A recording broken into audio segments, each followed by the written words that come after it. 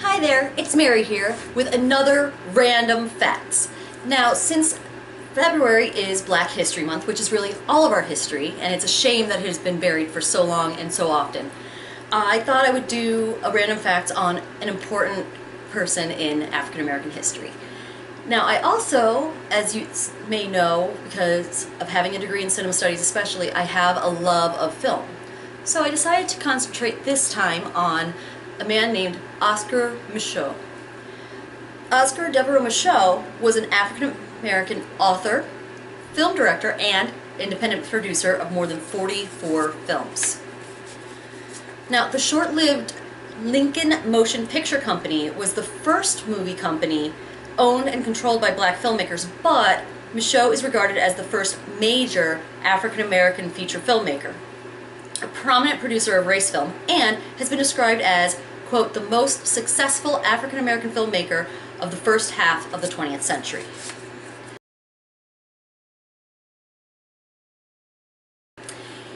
It was an American film company founded in 1916 by Noble and George Johnson. The company is known as the first producer of race movies. Established in Omaha, Nebraska, the company relocated to Los Angeles the following year. It remained in operation until 1923, closing shortly after announcing a final project, The Heart of a Negro.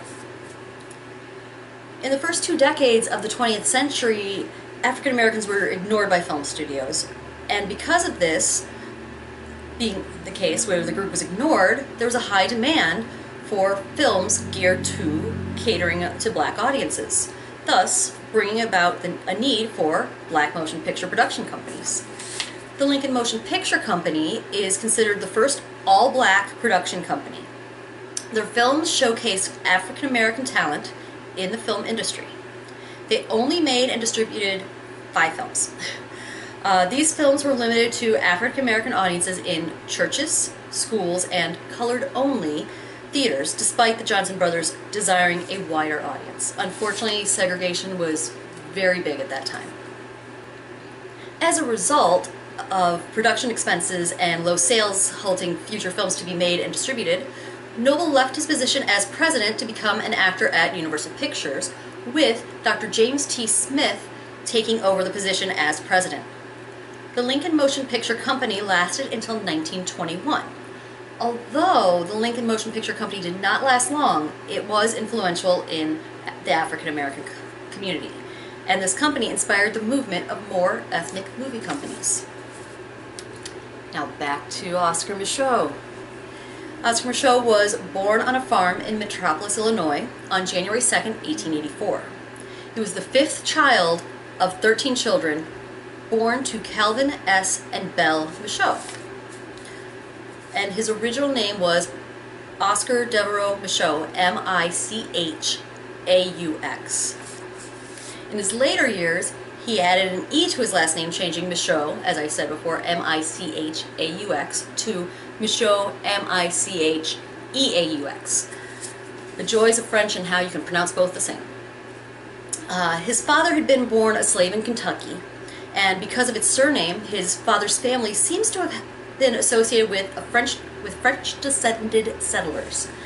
French Huguenot refugees had settled in Virginia in 1700, and then their descendants took slaves west when they migrated into Kentucky after the American Revolutionary War. Micheaux's parents moved to the city so their children could receive a better education. Micheaux attended a well-established school for several years before the family ran into money troubles and had to return to the farm. Oscar was discontented and became rebellious, and his struggles caused problems within his family. His father was unhappy with him and sent him away to do marketing in the city. Micheaux found pleasure in his job because he was able to speak to many new people and learn social skills that he would later reflect in his films. In his later years, Micheaux would write about the social oppression he experienced as a young boy. At 17 years old, Micheaux moved to Chicago to live with his older brother. His brother was working as a waiter, and after Oscar became dissatisfied with what he viewed as his brother's way of living the good life, Micheaux rented his own place and found work in the stockyards, which he found difficult. He moved from the stockyards to the steel mills, holding down many different jobs. And then, after being swindled out of $2 by an employment agency, which back then, that's actually a lot of money back then, at least enough to make a difference, Micheaux decided to become his own boss. His first business was a shoe shine stand. He set it up at a white suburban barbershop away from the Chicago competition. During this time, he learned the basic strategies of business and started to save money. Then, he became a Pullman porter on the major railroads. At that time, it was considered a prestigious employment opportunity for African Americans because it was fairly stable, and even though some said well paid, really it was because the well paid comes from the fact that they could receive tips. So that's where you make up for the low wages themselves. You could get tips and make money that way. And it was secure. It also enabled travel and interaction with new people. Pullman porters were men hired to work on the railroads as porters on sleeping cars.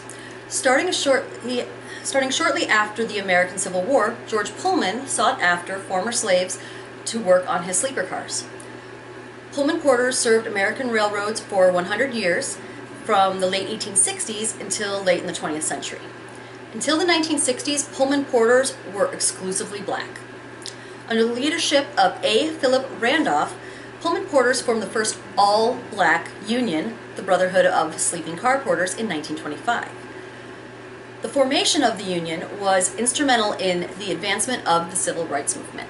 Now, when they formed the union, Oscar Micheaux had already left his job as a Pullman porter, but it's still another important fact, and it's good to know what he was doing.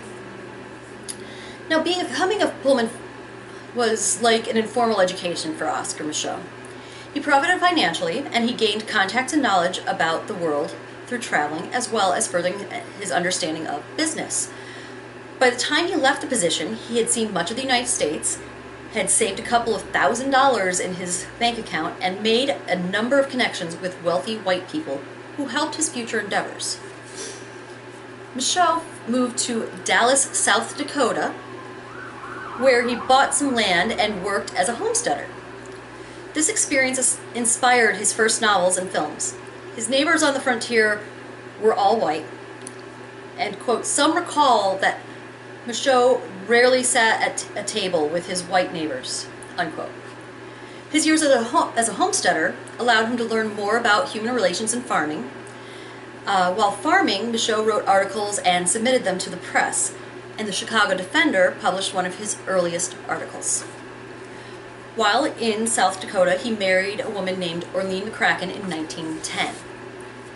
Orlean, however, felt abandoned when Oscar traveled, and apparently she miscarried. I saw another one where it said she gave birth to a child, but I think the miscarriage was probably more accurate since we don't hear anything about his children, during one of Oscar's trips. This raised the ire of her family, who came to retrieve her. Drought had set in, and the farm was doing badly, but Oscar followed Orlean to Chicago. He was unsuccessful at pursuing her to return, and by the time he came back to South Dakota, the drought had made the 640 acres he had acquired useless. In addition, his father-in-law had stepped in and sold the only section of land that might have still had value. There were also reports that Orlean had emptied their bank accounts when she left. Now, Orlean did die, unfortunately, of a horse riding accident. I don't have more details on the accident than that, and that was in 1917. Micheaux had grown frustrated with getting members of his race to populate the frontier and make something of themselves. With the real work and property investment, he wrote over 100 letters to fellow Negroes in the East, imploring them to come west. But only his older brother eventually took his advice. One of Micheaux's fundamental beliefs was that hard work and enterprise would make any person's rise to respect and prominence, no matter his or her race.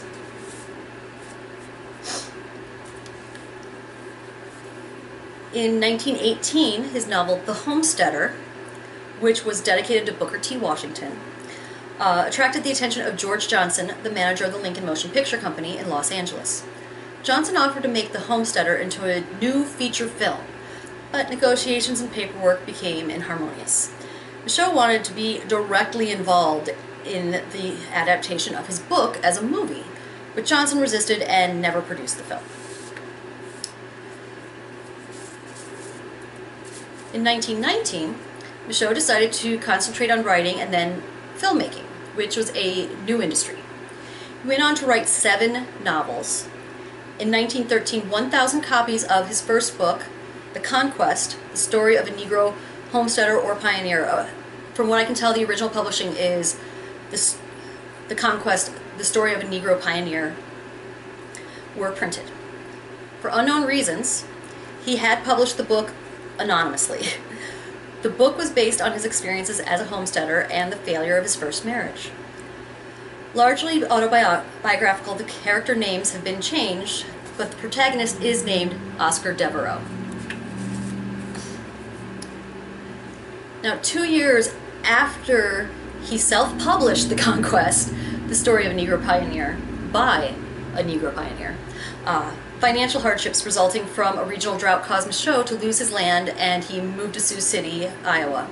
There he established his own publishing entity, the Western Book Supply Company.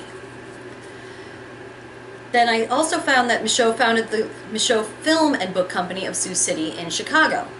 Its first project was the production of The Homesteader as a feature film. Micheaux had a major career as a film producer and director. He produced over 40 films, which drew audiences throughout the U.S. as well as internationally. Micheaux sought to create films that would counter white portrayals of African Americans, which tended to emphasize inferior stereotypes. He created complex characters of different classes. His films questioned the value system of both African American and white communities, as well as caused problems with the press and state censors. Micheaux did produce both silent films and sound films when the industry changed to incorporate speaking actors. Micheaux contacted wealthy white connections from his earlier career as a porter and sold stock for his company at $75 to $100 per share. A lot of money in this time period. He hired actors and actresses and decided to have the premiere in Chicago. Both the film and Micheaux received high praise from film critics. One article stated, quote, a historic breakthrough, a creditable, dignified achievement, unquote. Some members of the Chicago clergy criticized the films as libelous. The Homesteader became known as Oscar Micheaux's breakout film, and it helped him become widely known as a writer and a filmmaker. And that one is based on his first novel, if I didn't already say that. Micheaux's films were made during a time of great change in the African American community. They featured contemporary black life. He dealt with racial relationships between black and whites and the challenges for blacks when trying to achieve success in the larger society. His films were used to oppose and discuss the racial injustice that African Americans received. Topics such as lynching, job discrimination, rape, mob violence, and economic exploitation were depicted in his films. These films also reflect his ideologies and autobiographical experiences. The journalist Richard Gere said, quote, Micheaux appears to have only one story to tell, his own, and he tells it repeatedly, unquote. His first novel, The Conquest, was adapted to the film and retitled The Homesteader. Released in 1919 with critical and commercial success, it revolves around a man who falls in love with many white women, but resists marrying one out of loyalty to his race. He sacrifices love to be a key symbol for his fellow African Americans. He looks for love among his own people and marries an African American woman. Relations between them deteriorate, and eventually he is not permitted to see his wife. She kills her father for keeping them apart and then commits suicide, and the man is accused of the crime but is eventually cleared. An old love helps him through his troubles, and after he learns that she is mulatto and thus part African, they marry. This film deals extensively with race relationships. pretty advanced thinking in that era, I'd say. The conquest theme was about African Americans realizing their potential and succeeding in areas where they had not felt they could, outlining the difference between city lifestyles of Negroes and the life he decided to lead as a lone Negro out on the far west as a pioneer. He discusses the culture of doers who want to accomplish and those who see themselves as victims of injustice and hopelessness and who do not want to try to succeed, but instead like to pretend to be successful while living in the city lifestyle and poverty. Now, a first edition of the book this film is based on, I looked it up, and the lowest price I could find for a first edition of The Homesteader is $600. So if you find a copy of it, hold on to it or know what you have when you try to sell it. His second silent film, Within Our Gates, was produced in 1920. Even though it is sometimes considered his response to A Birth of a Nation by D.W. Griffith, Micheaux said that he created it independently as a response to the widespread social instability following World War I. This film revolved around the main character Sylvia Landry, a mixed-race schoolteacher, who had a lot of, I'm not going to tell you too much of the plot on that one, but lots of ups and downs for her. In Within Our Gates, Micheaux depicts educated and professional people in black society as light-skinned, representing the elite status of some of the mixed-race people who comprise the majority of African Americans who were free before the Civil War. Poor people are represented as dark-skinned and with more undiluted African ancestry. Mixed-race people also feature as some of the villains. The film is set during the Jim Crow era, and it contrasted the experiences for African Americans who stayed in rural areas and others who had migrated to cities and became urbanized. Micheaux explored the suffering of African Americans in the present day without explaining how the situation arose in history. Some feared that this film would cause even more unrest within society, and others believed that it would open the public's eyes to the unjust treatment of whites by whites of blacks. Protests against the film continued until the day it was released. Because of its controversial status, the film was banned from some of the movie theaters. In addition to writing and directing his own films, he also adapted the works of different writers for his silent pictures. Many of his films were open, blunt, and thought-provoking regarding certain social issues of the time. Financial hardships during the Great Depression eventually made it impossible for Micheaux to keep producing films, and he returned to writing. Two works by Charles W. Chestnut were adapted by Micheaux, which he released under their original titles, The Conjure Woman in 1926 and The House Behind the Cedars in 1927. The latter, which dealt with issues of mixed race and passing, created so much controversy when reviewed by the Film Board of Virginia that Micheaux was forced to make cuts in order for it to be shown. He remade this story as a film with sound in 1932, releasing it under the title Veiled Aristocrats. The silent version is believed to have been lost, unfortunately, but it'd be interesting to see the original cut of that, especially. In 1926, he married African-American actress Alice B. Russell. Unfortunately, that's all I know about that part. I know that he did have a second wife, and they married in 1926. Oscar Micheaux had said, quote, "It is only by presenting those portions of the race portrayed in my pictures, in the light and background of their true state, that we can raise our people to greater heights." End of quote. Now, Oscar Micheaux died on March 25th in 1951.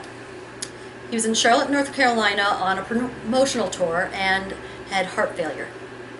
He was buried in Great Bend Cemetery in Great Bend, Kansas, the home of his youth. And his epitaph reads, "A man ahead of his time." From the sounds of it, he truly was ahead of his time, and thank you for it. The critic Lupac described Micheaux as pursuing moderation with his films and creating a middle-class cinema. His works were designed to appeal to both middle-class and lower-class audiences. Another quote by Micheaux is, "My results might have been narrow at times, due perhaps to certain limited situations, which I endeavored to portray. But in those limited situations, the truth was predominant characteristic. It is only by presenting those portions of the race portrayed in my pictures in the light and background of their true state that we can raise our people to greater heights. I am too imbued with the spirit of Booker T. Washington to engraft false virtues upon ourselves, to make ourselves that which we are not." Now, luckily, he did receive some accolades, unfortunately, posthumously, at least the majority of them. In 1986, the Directors Guild of America posthumously named Micheaux a recipient of the Golden Jubilee Special Directorial Award. The following year, he received a star on the Hollywood Boulevard Walk of Fame, which is at 6721 Hollywood Boulevard. A general audience book on his life was released 2 decades later, Oscar Micheaux, The Great and Only, The Life of America's First Black Filmmaker, by Patrick McGilligan. Francis Presley Rice, who was the executive producer of the film The Czar of Black Hollywood, which was a documentary chronicling the early life and career of Oscar Micheaux, told the Sun Sentinel that Micheaux was the first indie movie producer. I hope that you learned something new and enjoyed this random facts, and even though I was concentrating on Oscar Micheaux, the director, I also found some other interesting Black history facts when researching him. So I hope that you all have a great day and enjoyed the new knowledge and trivia that I found. And please, be kind to each other.